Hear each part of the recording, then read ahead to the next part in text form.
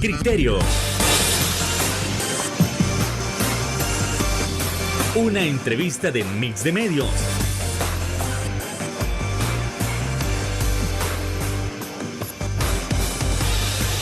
Que aborda frontalmente los problemas de El Salvador con los verdaderos protagonistas y plantea soluciones.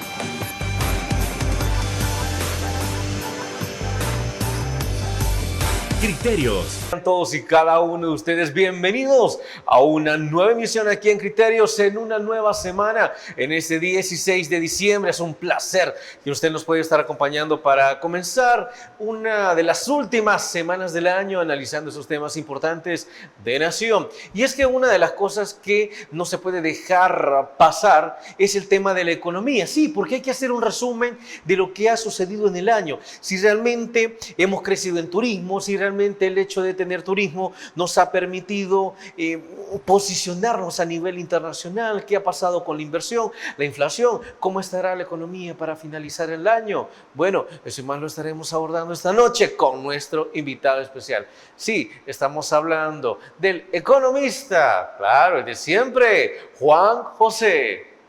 ¿Qué tal, Juan José? Encantado que nos pueda estar acompañando una vez más. Bueno, buenas noches, Fernando. Un placer saludarte. Gracias por la invitación. Y bueno, pues el saludo a las personas que nos sintonizan a esta hora. Gracias por estarnos acompañando. Así que vamos entrando en materia con ese primer puntito con respecto a una visión general sobre cómo se vivió la economía y cómo se movió en todo el 2024. Juan José, por favor. Bueno, quizás un recordatorio de cómo se va midiendo el comportamiento de la economía en el país, ¿verdad? La economía se mide por trimestres y siempre, pues, por cuestiones metodológicas, siempre vamos un trimestre atrás. Es decir, hoy estamos en el cuarto trimestre, pero el gobierno, pues, probablemente, ¿verdad?, ya debe haber presentado los resultados del tercer trimestre. El cuarto trimestre se presenta en el primer trimestre del siguiente año y así sucesivamente. Ahora, el comportamiento que ha tenido la economía, pues hechos públicos los primeros dos trimestres, no son alentadores. Si bien la economía ha crecido, recordemos el segundo trimestre la economía creció 1.4% del PIB. En este tercer trimestre probablemente pues se va a mantener una tendencia de crecimiento, pero no la necesaria o la que requiere un país como El Salvador.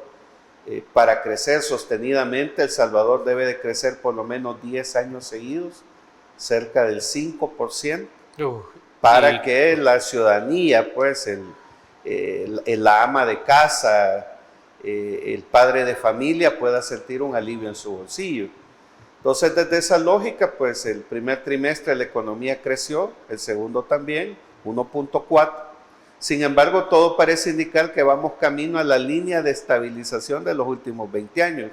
Es decir, en los últimos 20 años el país no ha pasado de crecer del 2%. Más del 2.5%. Solo ha habido un año, ¿verdad?, donde engañosamente este gobierno, la economía creció del 11%, ¿verdad?, producto del cierre, de la pandemia. Producto del cierre de la economía mundial, ¿no?, por un efecto rebote. Y si en ese año se habló de mucha pompa, que el gobierno había hecho milagros y que por primera vez hemos crecido 11% en 35 años, pero en términos generales habría que preguntarle al gobierno, mire, ¿por qué crecimos 11%? Y después, luego crecemos 3.5%, que si bien es crecimiento, es un decrecimiento, y ahora parece ser que la tendencia es que no vamos a crecer según las proyecciones que el gobierno ha hecho. Usted menciona que por 10 años consecutivos El Salvador tendría que crecer al menos al 5%. Sí. Yo le puedo preguntar, ¿y cuándo fue la última vez que El Salvador creció al 5% y que no estuviera involucrado una pandemia? Bueno, digamos que en materia macroeconómica, por eso es bueno analizar periodos de tiempo prolongados. Usemos la frase que usa el gobierno, los últimos 35 años. En los últimos 35 años el gobierno solo ha crecido en 2 ocasiones más del 5%. Se creció cerca del 7% con la administración cristiana en el primer gobierno de Arena producto de muchas reformas estructurales que en ese momento hizo Arena, ¿verdad? Sí, claro. Se privatizaron los principales activos del Estado, se desreguló la economía y en ese periodo también vino los acuerdos de paz y vino mucha ayuda internacional para los programas de reconstrucción que se requerían en ese momento. Eso permitió que el gobierno Cristiani creciera entre 6,5 y 7%. Entiendo que Calderón Sol cuando trajo múltiples maquilas, entiendo que por ahí también creció, bueno, sí, pero ya no crecimos arriba del 5%. Ah, sí. Luego, pues se da, digamos, la recuperación económica en el gobierno del presidente Funes, del expresidente Funes. Deja la economía a menos 9%. Menos 9. Sí, también producto de una burbuja inmobiliaria por el 2008. Que tuvo impactos económicos a nivel mundial.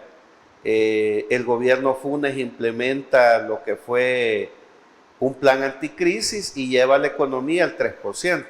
Si bien no crecimos más del 5%, pues crecer de menos 9 a 3% tenía un impacto en la economía importante. Y el último pico en estos 35 años ha sido ese 11%. Pero de ahí, en términos general, en los últimos 35 años la economía de El Salvador ha andado con mucha suerte llegando al 3%. Entonces, eso todavía no es suficiente para que el ciudadano común y corriente, digámoslo así, ¿verdad? El jefe de hogar, la madre de familia, que es la que va todos los días al mercado a proveer y abastecer al hogar, sienta un alivio en el bolsillo. ¿Cómo es posible que en al menos momentáneamente, más de 6 años, casi 6 años de administración, la economía salvadoreña no haya experimentado mayores cambios? Y se mencionaba que la grasa del Estado o el mal del Estado era lo que nos dejaron los gobiernos anteriores. Bueno, eso tiene que ver con lo que yo te mencionaba en otros programas, con el modelo económico vigente. Neoliberal. Sí, es un modelo neoliberal y de lo más salvaje que hay. No tiene sentido, pues ya 35 años, seguir creyendo que el mercado es quien es el más indicado para planificar el rumbo de la economía. La mano invisible. Sí, entonces no es casual pues que entra el mercado a planificar y desaparece la planificación como política pública y como política económica. Eso llevó al desmantelamiento del Estado. El Estado tenía bienes importantes que le generaban ingresos a la economía del país. Ahora esos ingresos se van a manos privadas. Manos privadas que casualmente, incluso en este gobierno, se han visto beneficiadas con exenciones fiscales, con incentivos fiscales. Entonces, así es bien difícil, pues, o sea, tú eres el Estado, tú eres el dueño de una empresa millonaria, estratégica para el Estado, me la das a mí porque se supone soy más eficiente y de paso todavía me das incentivos fiscales como no pagar impuestos durante 10, 15, 20 años por explotar esa empresa que me has transferido a mí supuestamente por ser más eficiente. Ahora, Juan José, pero alguien dirá también, muy al estilo de esta administración, pero entonces, ¿cómo quiere que crezcamos si nosotros no le damos incentivos a los millonarios extranjeros? Bueno, es que no necesariamente los millonarios son los únicos que generan riqueza o que generan empleo, también el Estado lo hace. En los últimos 35 años el Estado se ha ido extendiendo.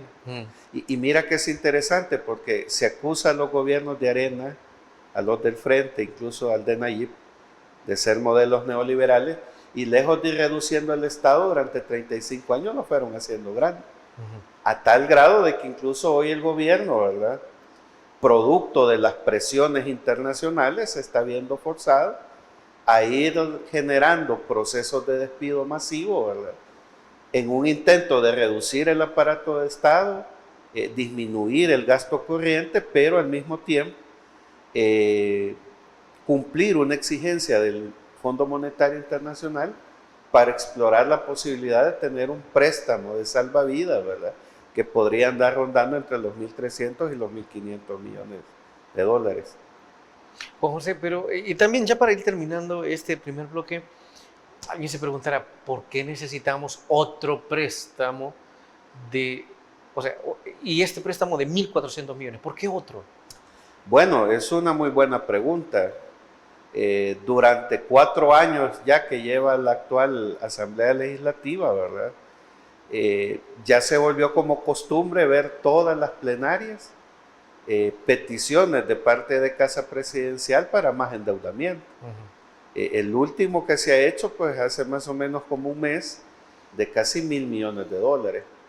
Entonces, solo en el año 2024 se han hecho cerca de $3.500 millones en peticiones de endeudamiento público.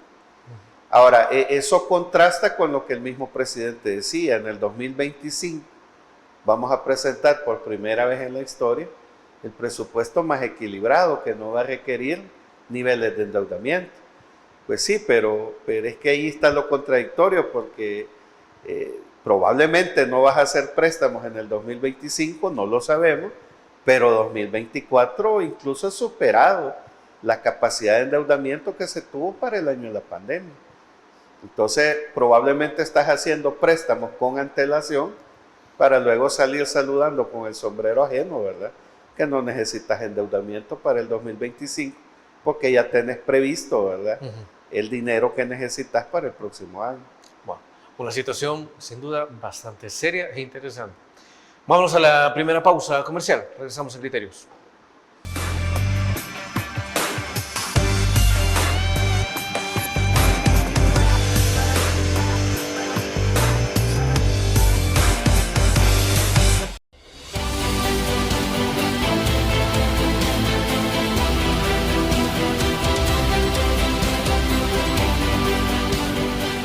Nuestro compromiso, nuestra pasión, son algunas de las cosas que nos caracterizan como salvadoreños. Farmacia La Buena, la farmacia de todos.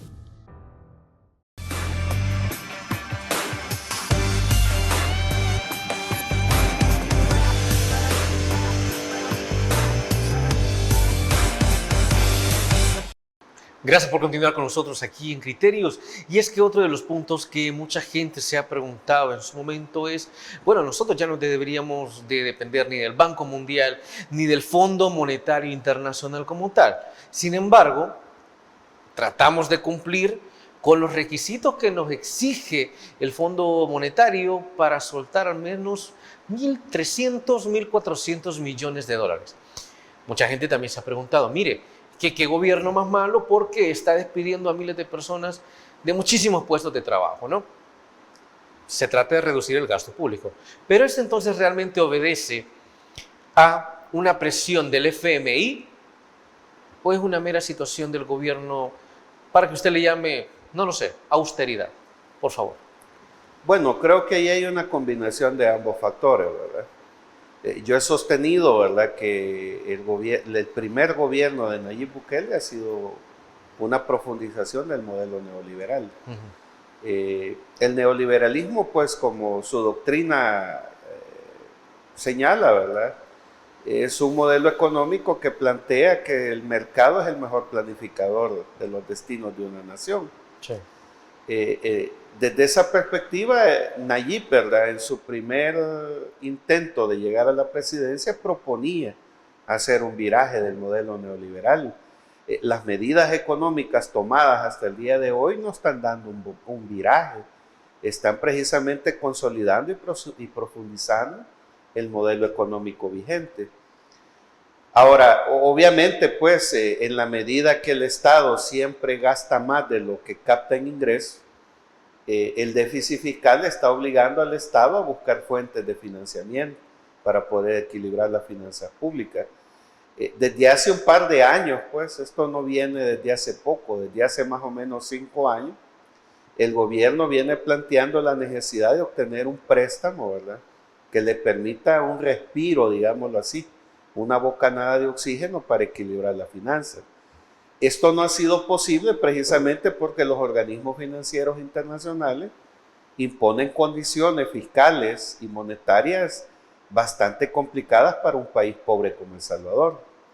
Quizás lo que más se ha anunciado es que el fondo ha insistido en la necesidad de elevar la recaudación fiscal, y quizás la medida más antipopular de eso es elevar el IVA. Aquí se ha oído hablar, ¿verdad?, de que el IVA se puede subir Al del 13 16%. al 15 o incluso al 17%. Ahora, el presidente Bukele lo que ha dicho es que no va a subir impuestos. Entonces... ¿Y será que lo cumple? ¿Va a resistir a esa presión del Bueno, del es que FMI? precisamente en el modelo neoliberal lo que estamos viendo es excepciones fiscales a los grandes empresarios. No hay incentivos, por ejemplo, a los pequeños agricultores para reactivar el sector primario de la economía, que es la agricultura. Sí. Estamos viendo incentivos fiscales para invertir en el centro de San Salvador, para invertir en rubros como turismo, que si bien son rubros incipientes e importantes de la economía, necesitaríamos, al igual que con la economía, unos 20 años para alcanzar un nivel de desarrollo de la industria turística que permita generar empleo pleno. En este país el único rubro que puede generar empleo pleno es la agricultura. Y paradójicamente, ¿verdad?, acabamos de vivir hace 2 semanas la enésima situación, ¿verdad?, de desastre donde ha habido pérdida de cultivos, ¿verdad? Entonces, no veo yo a la Asamblea Legislativa ni al gobierno proponiendo estímulos, incentivos fiscales para recuperar la cosecha que se ha perdido por los daños que generó la tormenta hace 2 semanas. Pero sí vemos exoneración del pago de impuestos a grandes empresarios. Entonces, con esa lógica y con el déficit fiscal aumentando, el único camino que le viene quedando al gobierno es ese préstamo. El problema es que hay 5 o 6 medidas que el fondo ha dicho no son negociables. Elevar la capacidad de incrementar los ingresos, que puede ser vía IVA, disminuir el Estado, eso probablemente Que creo que es lo más evidente.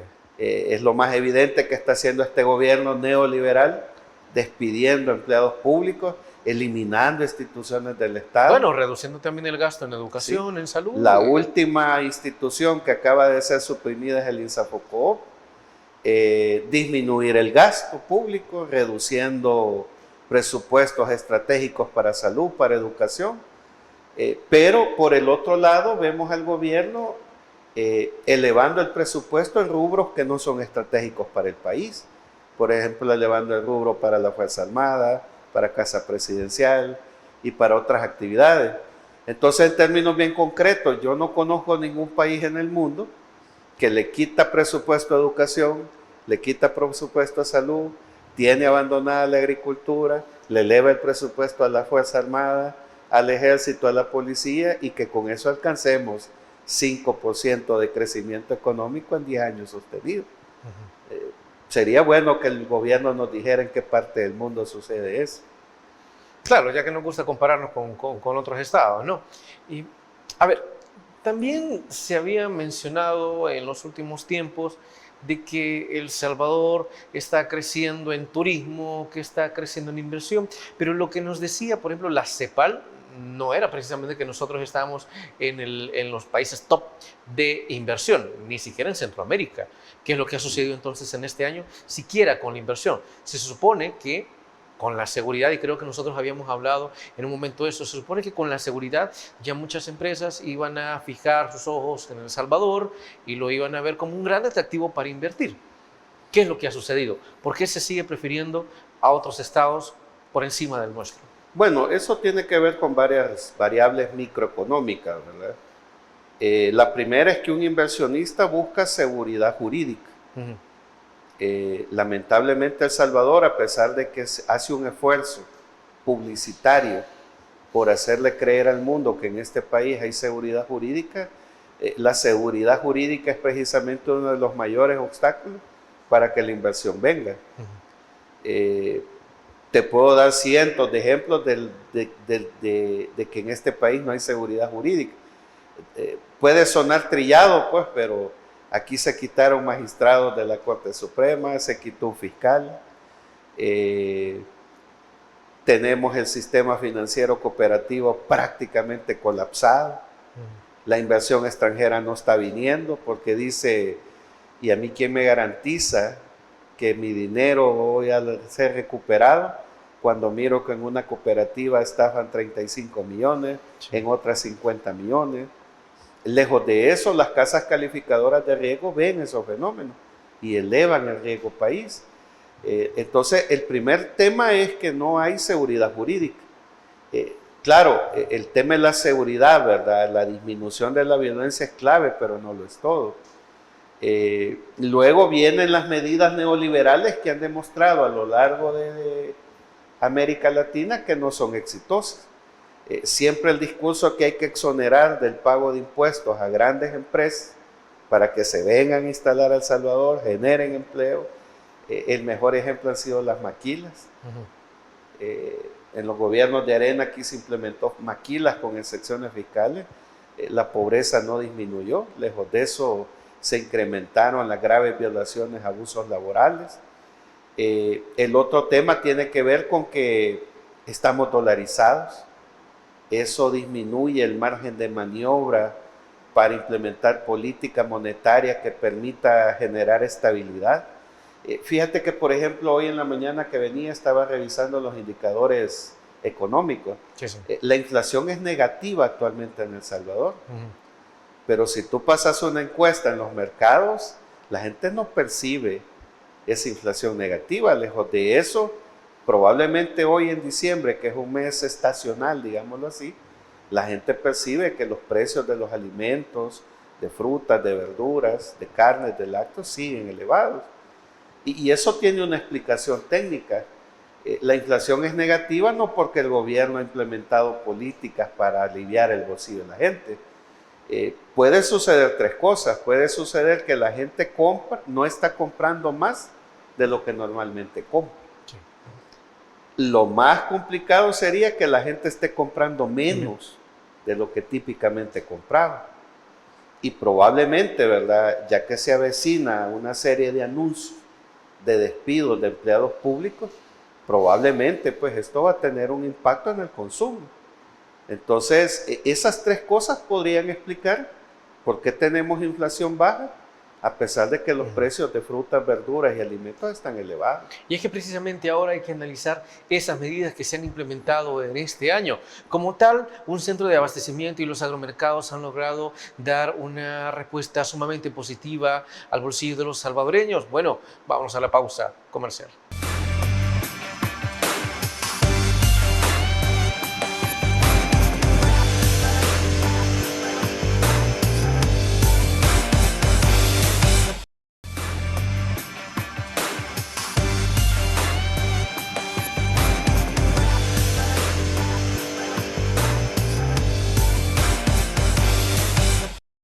Así como cerramos el bloque anterior, es importante analizar si las medidas de implementar agromercados, de dejarle al pueblo un centro de abastecimiento que le quitara el poder a la tiendona y, como ya se ha dicho en muchas ocasiones, bueno, a las mafias que controlaban la tiendona, eso realmente es o fue en este 2024 una solución para el bolsillo de los salvadoreños, hablando de microeconomía.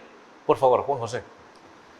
Bueno, desde que se hizo el anuncio, yo lo que he señalado que cuando un Estado, ¿verdad?, hace un tipo de anuncio de esta naturaleza, debe de prever su capacidad instalada. Al día de hoy, si no me equivoco, pues van cerca de 50 agromercados. Eso todavía es insuficiente para darle cobertura a todo el territorio nacional. Sí, sí. Segundo, creo que el gobierno ha dicho, ¿verdad?, que hay mafias en el principal centro de abastecimiento del país, en la tiendona. En una cadena nacional el presidente decía que las tenía identificadas. Incluso hizo un anuncio atrevido, dijo, bájenle los precios o si no, ya los tenemos mapeados. Habría que preguntarle al gobierno qué ha pasado con esas mafias, si solamente han mutado, si se han reconvertido. Porque no veo yo que los agromercados estén ayudando al impacto de la economía, porque los pequeños comerciantes se están quejando precisamente de una competencia desleal de parte de los agromercados.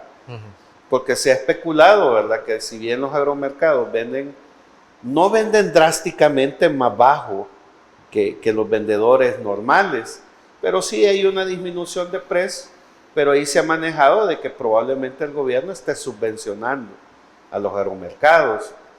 Se ha especulado de que probablemente el gobierno ha comprado la cosecha para 3 años a Guatemala para poder abastecer estos agromercados.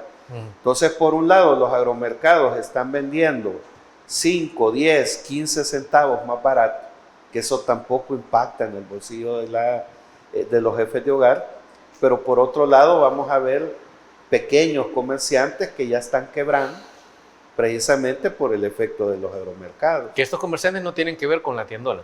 Así es, no tienen que ver con esas mafias que el gobierno ha hablado.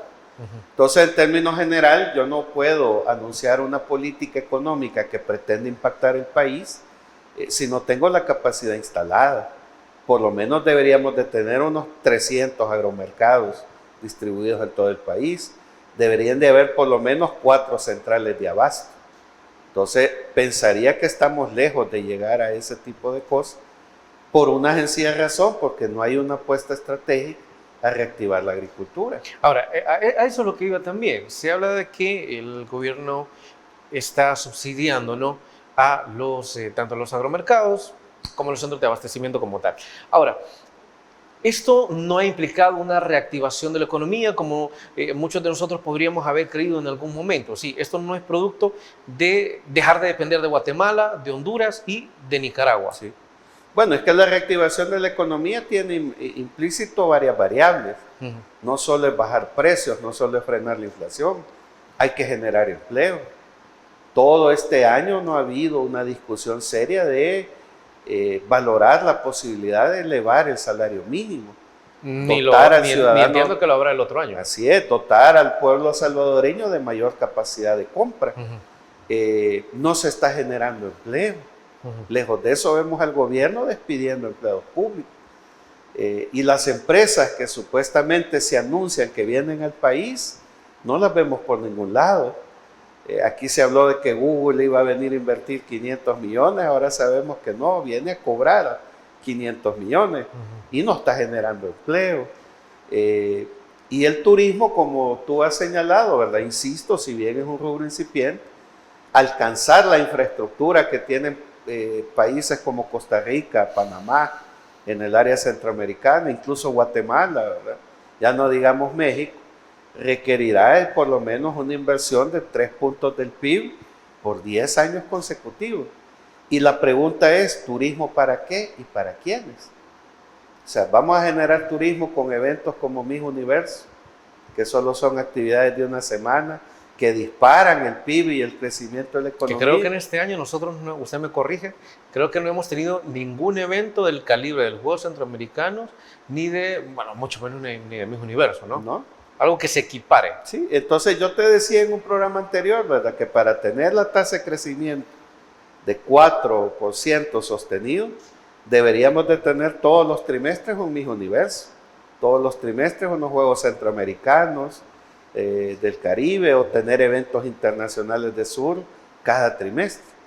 Entonces, el problema de la economía neoliberal es que está sustentada en actividades especulativas y no en rubros estratégicos como la salud, la educación, la agricultura, ¿verdad?, que pueden generar empleo pleno, pueden dinamizar el país. Y aquí es interesante, por ejemplo, interrelacionar el último anuncio que hace el gobierno, de que tenemos oro, ¿verdad? Nuevamente, ¿oro para qué y para quiénes? Supongamos, especulemos, que todo el territorio salvadoreño está cimentado en una gran plancha de oro. Por las dimensiones que tiene un país como El Salvador, no somos atractivos para el mercado internacional del oro. Tal vez si tuviéramos el tamaño de Brasil o el tamaño de México. Pero aún aunque todo El Salvador fuera de oro, eso no tiene ningún impacto para el comercio internacional del oro en el mundo. Entonces, este país es eminentemente agrícola. Yo le he dicho a son de sarcasmo, de broma, pero en serio. Este país está recontradiagnosticado y en este país lo que más hay es polvo, piedras y alambre de púa. Aquí no hay oro, no hay petróleo, no hay uranio, no hay materiales preciosos.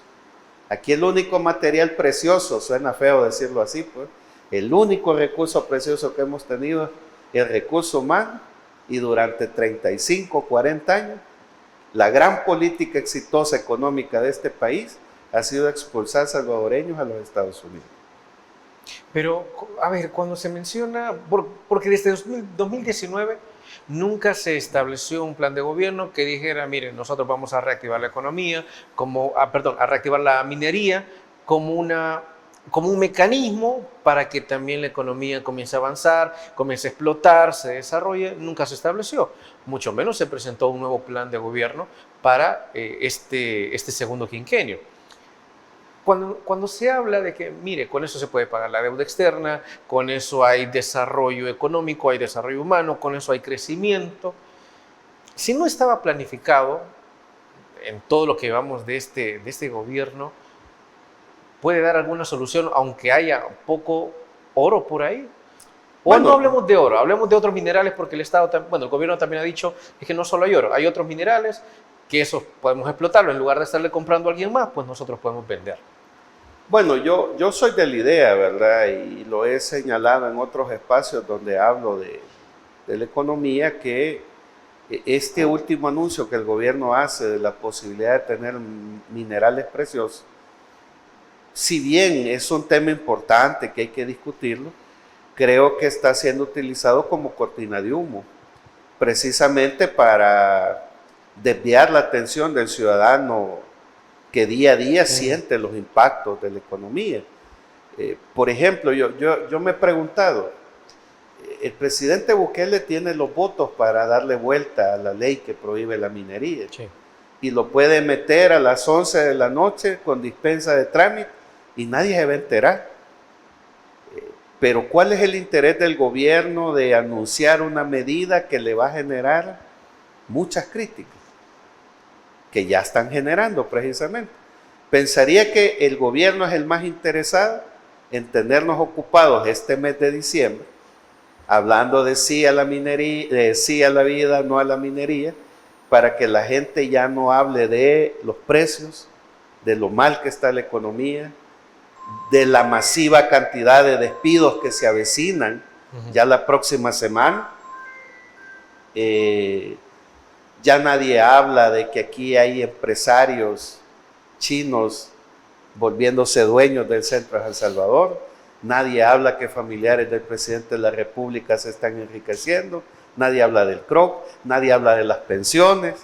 Es decir, qué conveniente que apareció el tema de la minería metálica y ahora todos estamos preocupados por sí a la vida, no a la minería, cuando yo quiero ver si verdaderamente los agromercados hoy, este mes de diciembre, me van a dar 15, 20 tomates por $1. Para hacer la salsita del pavo. Para hacer la salsita del pescado seco, porque el pavo está muy caro. Bueno, así nos vamos a ir a la siguiente pausa comercial. Regresamos a Criterios.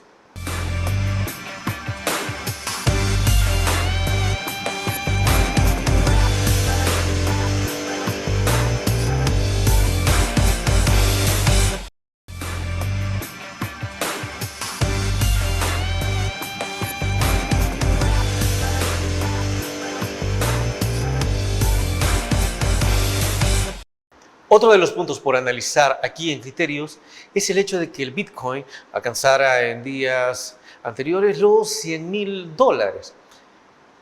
Esto, bueno, el mismo presidente acepta que es una de las medidas más impopulares, que incluso parte de su gabinete como que no estaba muy de acuerdo, pero al fin de cuentas, de los $13,000 que nosotros nos recordamos hace un par de años, pues ahora ya está en $100,000. Pero esto, como mecanismo, como una medida, como una política pública, ¿puede realmente traernos múltiples beneficios? Se han visto los cambios, se han visto las transformaciones. Hay que seguir con él. Por favor, Juan José. Bueno, mira, el Bitcoin es un fenómeno extraño, digámoslo así, ¿verdad? Es como que tú pases 20 años de tu vida depositando $100 en una cuenta y antes de llegar a los 20 años te morís. Entonces, ¿quién va a disfrutar todos esos 20 años que tú has pasado metiendo $100 al mes? Es decir, sí, ¿verdad? A nivel internacional el Bitcoin ha crecido por variables impredecibles, ¿verdad? que van acompañadas de un criptoactivo inestable como lo es el Bitcoin.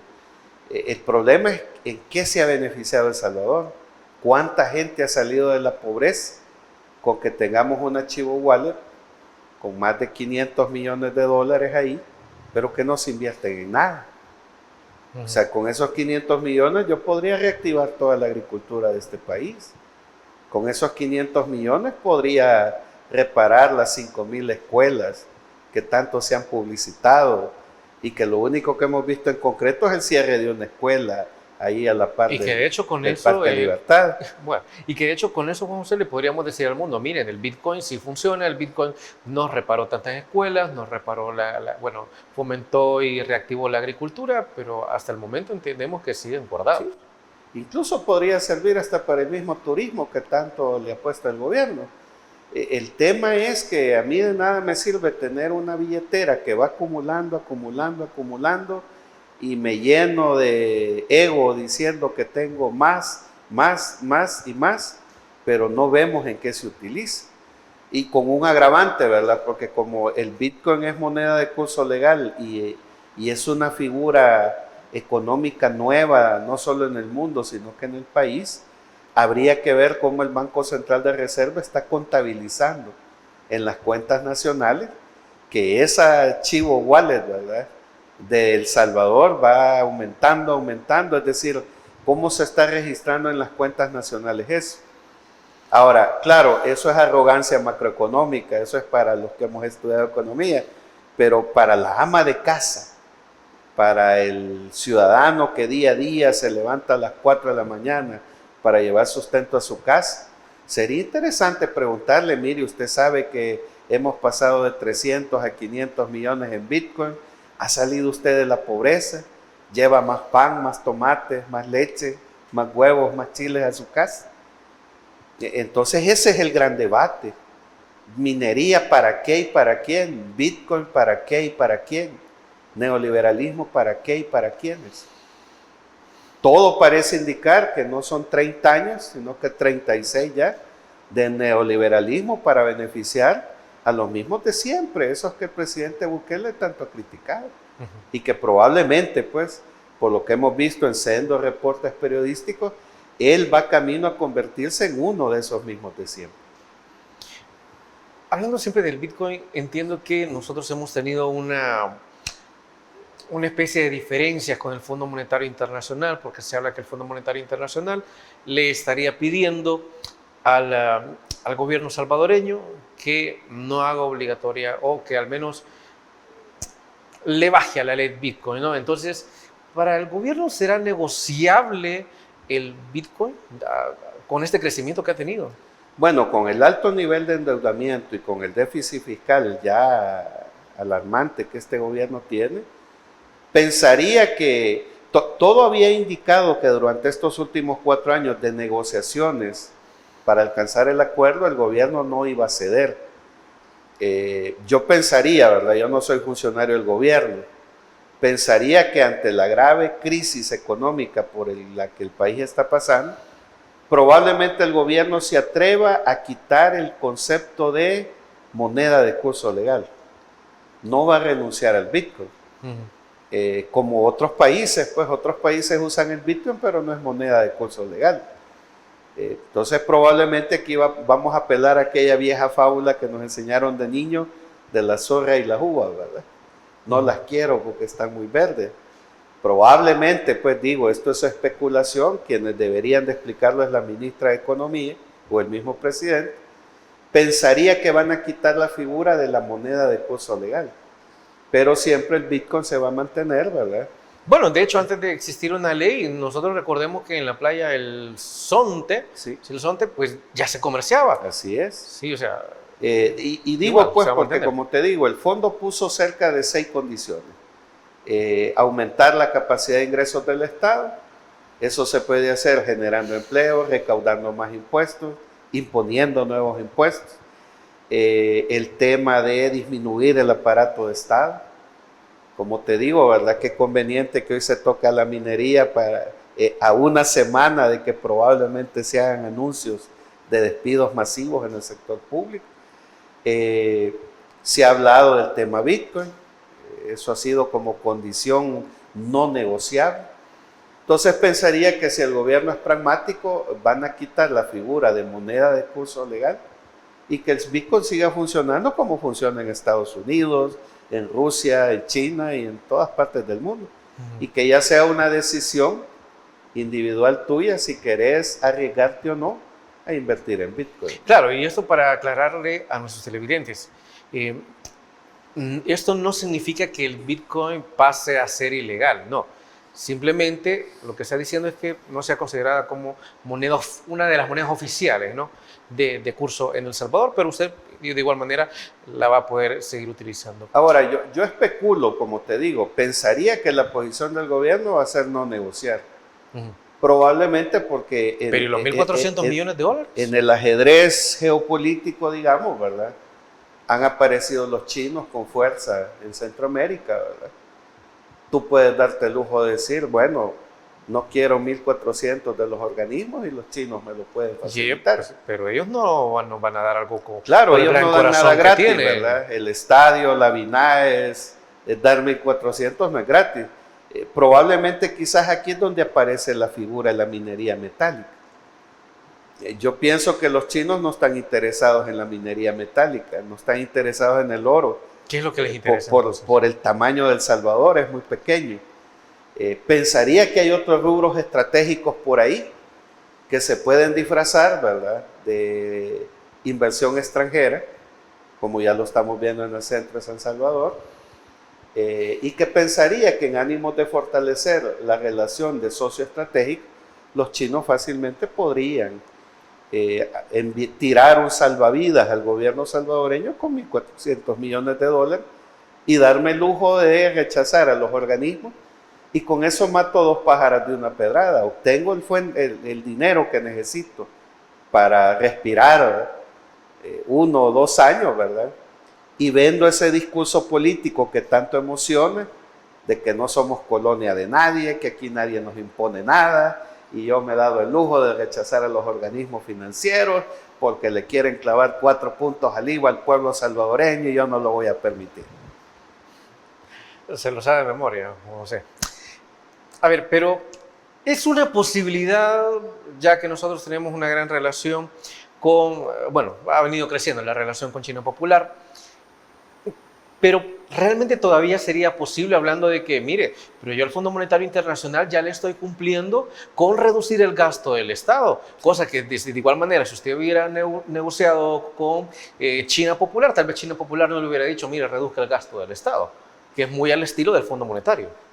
Bueno, esa es otra posibilidad y muy interesante como tú la planteas. Si tú me pones 6 condiciones para darme algo a cambio, vengo yo y te digo, mire Fernando, he cumplido 4, renegociemos, ya no me dé 1.600, deme 1.000 millones.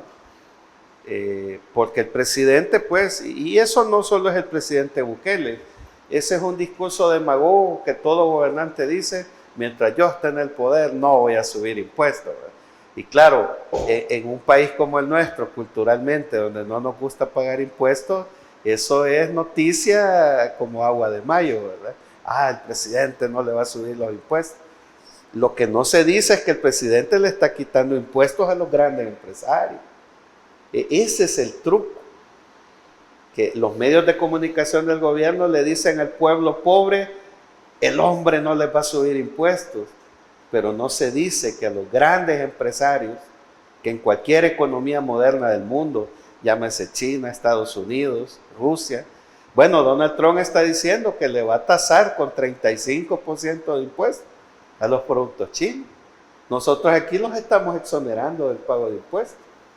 Entonces hay como doble moral, ¿verdad?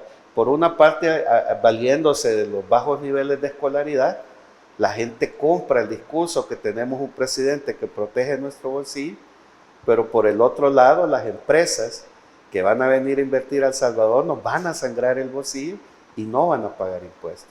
Entonces, esa tesis que tú planteas es interesante. Si de 6 cosas he cumplido 4, pues vamos a tantear, ¿verdad? Sí, porque ahora, de cualquier manera ya las hice. Si finalmente el fondo no acepta, tampoco es descartada la tesis, como te digo, que aparezca un nuevo actor macroeconómico como la economía china, y diga, mire, nosotros le vamos a prestar 1.400 millones con los BRICS, y yo hago el anuncio de que no somos colonia hegemónica, no somos el patio trasero de nadie, y todos salimos O al menos ya felices. no de Estados Unidos. Bueno, así nos vamos a la última pausa. Regresamos en Criterios.